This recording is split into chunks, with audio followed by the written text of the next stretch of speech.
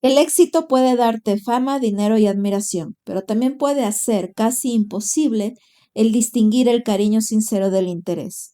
Acompáñame en la segunda parte de la vida de Maradona. Diego Armando Maradona, que además llegaba casi quebrado por sus excesos cuando estaba en Argentina, pues llega casi quebrado económicamente y aquí otra vez vuelve a topar el cielo. Y esto es algo que se repite mucho en la carrera de Maradona, el ir como en declive y luego levantarse, hasta que llega un punto en que ya levantarse se le volvió bastante difícil y esto ya fue casi al final de su vida y aún así tenía económicamente un patrimonio importante. En este segmento quiero hablar de dos episodios importantes para poder entender la psiquis de Diego. Es el episodio de el pasaporte y los trofeos y el episodio de la promesa posterior a ganar la UEFA. Hablamos de una persona que tiene un sentimiento intenso de sentirse traicionado, dificultad para tolerar la frustración, reacciones explosivas, arrepentimiento posterior, necesidad de recuperar el control inmediatamente. Este patrón va a aparecer una y otra vez en la vida de Diego. Maradona quería irse, el Napoli no quería venderlo. El club tenía un contrato que le daba una posición de fuerza, y la relación entre ambas partes se deterioró profundamente. Maradona sostuvo durante años que el Napoli llegó incluso a retener su pasaporte para impedir su salida. Aunque este episodio ha sido relatado por él y por personas de su entorno, no existe una confirmación documental pública que permita establecer con certeza cómo ocurrieron exactamente los hechos. De todas formas, una vez que Maradona tenía su pasaporte, no salió directamente al aeropuerto. Permaneció en el club durante la temporada del 89 al 90. La figura más frecuentemente asociada a estos conflictos es el presidente del Napoli, Corrado Ferlaino. No quería devolver el pasaporte y entonces Maradona, después de insistir e insistir e insistir, llega a donde está reunido el presidente del Napoli con alguna gente y era justamente la sala donde estaban los trofeos del Napoli y empieza a botar trofeos. Pide el pasaporte, no le dan y empieza a lanzar los trofeos. Y más allá de si los trofeos se rompieron o no, de si la actitud de Maradona fue adecuada o no, y que sí, termina saliendo con su pasaporte, pero igual no se va a la Argentina. Más allá de eso, vemos a un ser humano que no sabe manejar la frustración, o mejor dicho, si bien la situación podría ser considerada por unos injusta y por otros no, pues porque hay reglas en un equipo de fútbol, vemos como un ser humano tal vez no encuentra las maneras adecuadas de dar con las acciones que pueden darle mejores resultados que actuar como él actuó, de manera insensata y de manera mucho más agresiva y mucho más impulsiva. Entonces aquí ya vemos que Diego Armando Maradona tenía un carácter impulsivo y es una de las características de las personas que tienen adicciones. Esto no significa que una persona impulsiva va a terminar siempre en algún tipo de adicción, sino que las personas con adicciones tienden a ser bastante impulsivas. Este capítulo de los pasaportes estaba ligada a la promesa que Diego Maradona siente que el Napoli le hizo. Él consideraba que si ganaba la UEFA le podrían dar su libertad. Esperaba que el presidente respetara un supuesto acuerdo verbal al que habían llegado y así lo dejara salir. Sin embargo, Ferlaino sostuvo que Maradona tenía un contrato vigente y que el Napoli no estaba dispuesto a venderlo, especialmente porque era el mejor jugador del mundo y el gran símbolo del club. El Napoli seguía obteniendo enormes beneficios deportivos, económicos y de imagen gracias a él. Respecto a todo esto, existen varios testimonios que podrían decir que sucedió tal cual Maradona y algunos cercanos llegaron a decir. Sin embargo, es un punto difícil de documentar con pruebas oficiales contemporáneas. No hay una resolución judicial ni un documento público que confirme lo que estamos diciendo. Maradona se siente devastado. De alguna manera está encadenado al Napoli y no hay nada que pueda hacer. La camorra tampoco le apoya, le ha quitado la protección individual y ya no se esfuerza por evitar que las fotografías o los chismes lleguen a la prensa. Además, aquí empieza ya a sentir con más fuerza los problemas físicos derivados de lesiones mal curadas. Tomemos en cuenta que durante años él tuvo un médico que no creía en la medicina tradicional y que le vendía a Maradona la idea de que con la mente se podía superar absolutamente todo. Entonces, si Maradona tenía una lesión en el tobillo que le tomaba 6 meses de recuperación, este doctor le decía que en menos tiempo él podía estar en la cancha y él realmente se mentalizaba y así lo hacía. Sin embargo, esto a la larga le trajo grandes complicaciones a nivel de salud, así que su rendimiento empezó a decaer cada vez más. En algún punto, el resultado de un dopaje del polvo blanco le da positivo y le mandan una suspensión de 15 meses, acabando así su historia con el Napoli.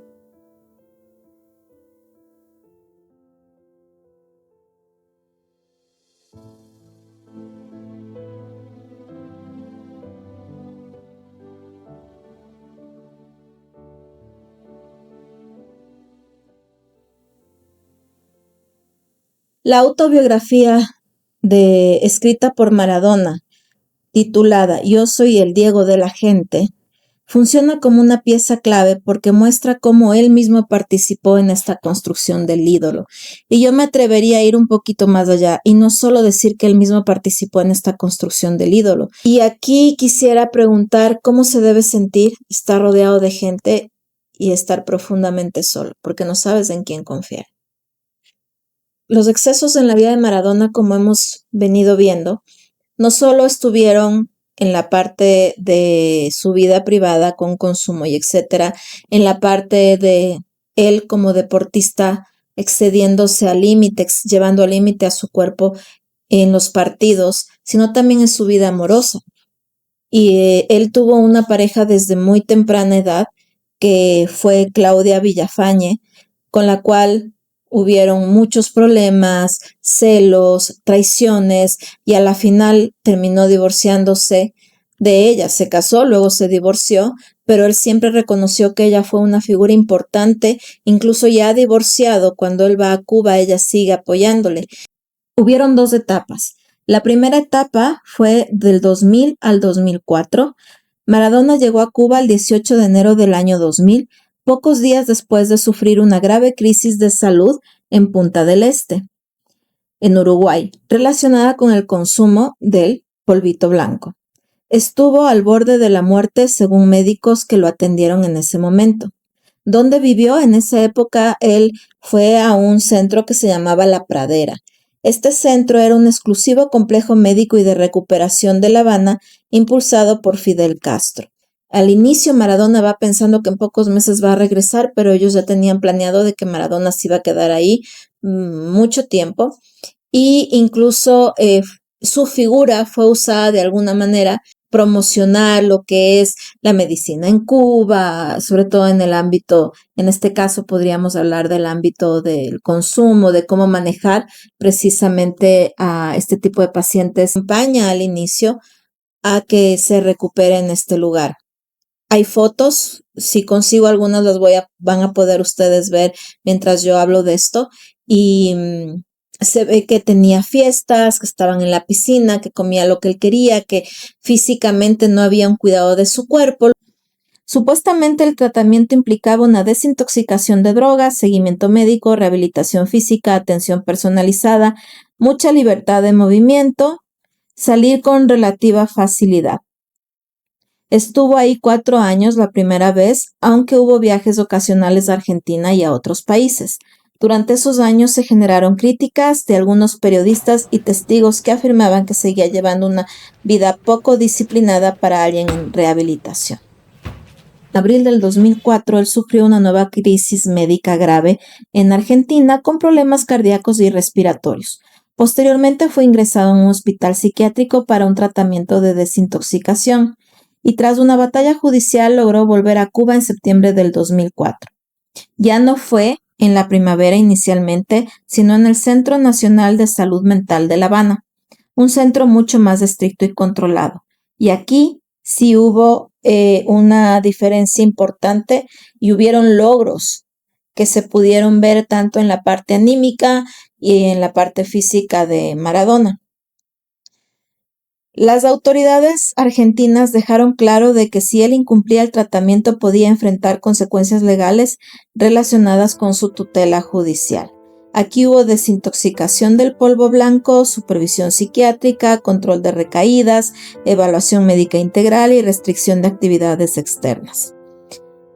A comienzos del 2005 fue autorizado a abandonar el centro cerrado y regresar nuevamente a una residencia en La Pradera porque mostraba avances en su rehabilitación.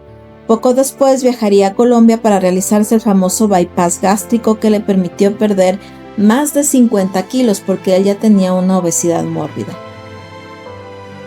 Algunos periodistas hablan e identifican personajes dentro de su círculo que podrían ser los personajes que de alguna manera le proveían de este tipo de sustancias que no eran adecuadas para él y su tratamiento. Seguía siendo una fuente de generar dinero y lo obligaban a hacer cosas que él no quería.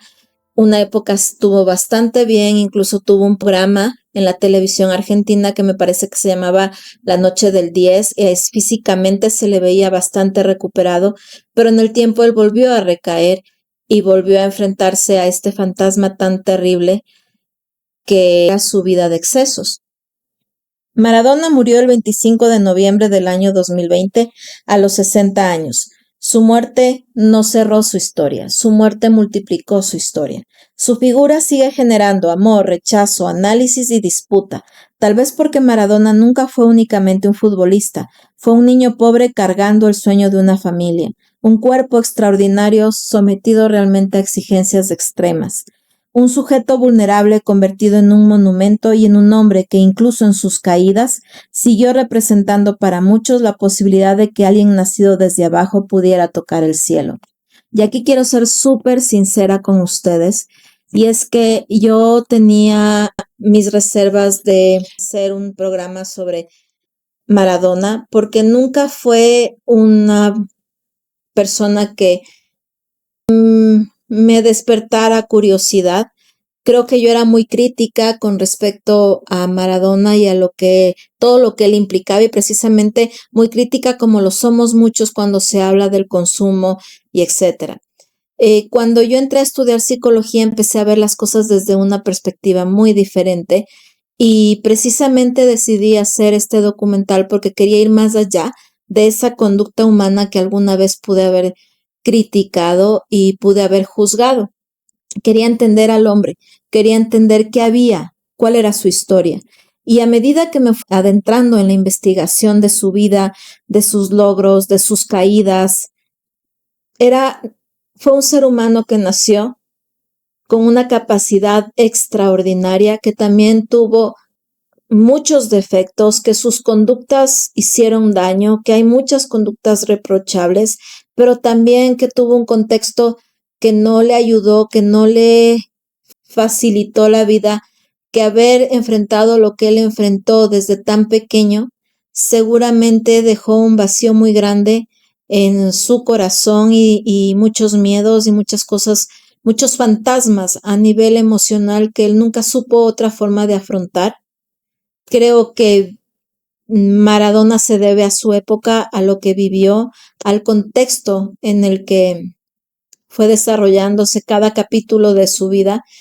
Y si quitáramos, como dije al principio, de ese contexto y pusiéramos a Maradona tal vez en la era actual o 100 años más atrás, simplemente Maradona no hubiera existido. Es un reflejo de una sociedad, de una realidad, y llevó en cada gol el sueño de muchos y el deseo de salir de la pobreza y de que los sueños sí se pueden hacer realidad y de que los pobres pueden tener una voz y llegar a tocar el cielo. Tengo ahora otra perspectiva, no justifico lo que Maradona pudo haber hecho en su vida en ciertas acciones que son totalmente reprochables, pero trato de entender al ser humano. Y así llegamos al final de esta historia. Una historia que comenzó en una casa sin agua corriente y con poca comida. Un niño que soñaba con una pelota que no se rompiera. Ese niño llegó más lejos de lo que cualquiera hubiera imaginado. Ganó mundiales, movió multitudes. Fue amado por millones de personas y también cometió errores, muchísimos errores. Se equivocó en decisiones importantes, hirió a gente, se hizo daño a sí mismo y convivió durante años con demonios que nunca terminó de vencer. No fue un héroe perfecto, él fue un ser humano. Tampoco fue un villano atroz. Fue un hombre que era extraordinariamente talentoso, extraordinariamente amado por las multitudes y extraordinariamente imperfecto, como lo soy yo, como lo eres tú.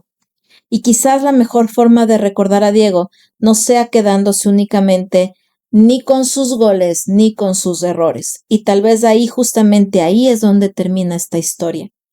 No termina en el campeón, no termina en el ídolo, tampoco termina en la leyenda. Esta historia termina simplemente en Diego, la persona.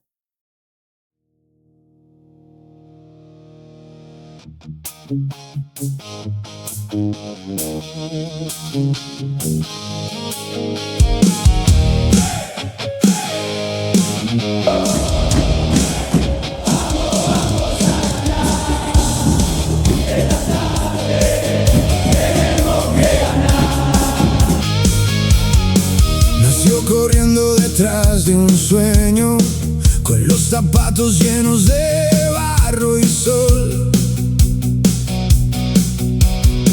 Las calles viejas guardan secretos de un niño que jugaba con el corazón. Cayó 1000 veces, se volvió a ver, con las rodillas marcadas por la fe. En cada esquina dejó su nombre y una promesa guardada en la piel. Y aunque la noche lo quiso apagar, él levantó la cara una vez más, porque en su pecho seguía ardiendo un fuego terco que no quiso soltar. Barro y sol, barro y sol, nadie le quitó la voz. Barro y sol, sigue de pie, sigue de pie hoy. Barro y sol, con el alma en rebelión. Barro y sol, sigue de pie.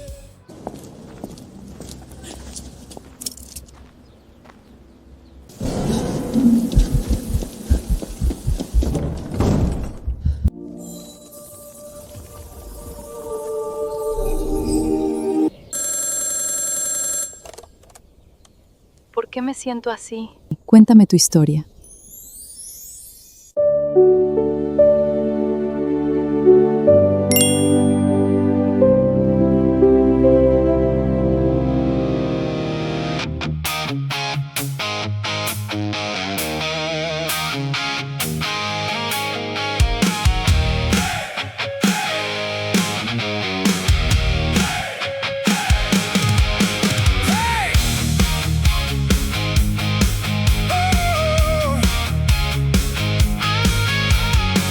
Nació corriendo detrás de un sueño, con los zapatos llenos de barro y sol. Las calles viejas guardan secretos de un niño que jugaba con el corazón.